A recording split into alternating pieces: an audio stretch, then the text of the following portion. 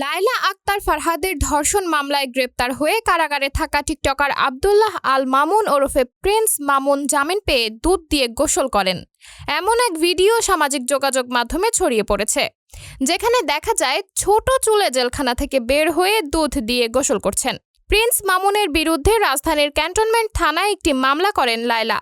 মামলার পরদিন কুমিল্লা থেকে প্রিন্স মামুনকে গ্রেপ্তার করা হয়। পরে গত 11 জুন রিমান্ড ও জামিনের আবেদন নামঞ্জুর করে মামুনকে কারাগারে পাঠানোর আদেশ দেন সিএমএম আদালত। আসামি আব্দুল্লাহ আল মামুন ওরফে প্রিন্স মামুনের সঙ্গে লায়লার 3 বছর আগে সামাজিক যোগাযোগ মাধ্যম ফেসবুকের মাধ্যমে পরিচয় হয়। পরিচয়ের এক পর্যায়ে মামুন তাকে বিয়ে করবে বলে এমন প্রলোভন দেখিয়ে তার সঙ্গে প্রেমের সম্পর্ক স্থাপন করেন।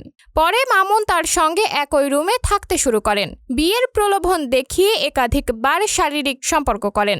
মামুনকে একাধিকবার বিয়ের বিষয়ে বললে সে বিভিন্ন অজুহাতে সময় ক্ষেপণ করতে থাকে। সর্বশেষ চলতি বছরের 14 মার্চ মামুন আবার তাকে ধর্ষণ করে। পরে তাকে বিয়ের বিষয়ে বললে মামুন ক্ষিপ্ত হয়ে ওঠেন এবং বিভিন্ন অশ্লীল ভাষায় গালিগালাজ করেন মামুন। পরে 1 জুন ঢাকা মহানগর দায়রা জজ মোহাম্মদ আশ-শামস জগলুল হোসেন শুনানি শেষে জামিন আদেশ দেন। মামলার বাদী লায়লা জামিনের বিরোধিতা করলেও আদালত 10,000 টাকা মুচলেকায় জামিন আদেশ দিয়েছেন। এই বিষয়ে নিশ্চিত করেন মামলার বাদী পক্ষের আইনজীবী মাজেদুর রহমান। সাবরিনা জলিল, সবার কথা।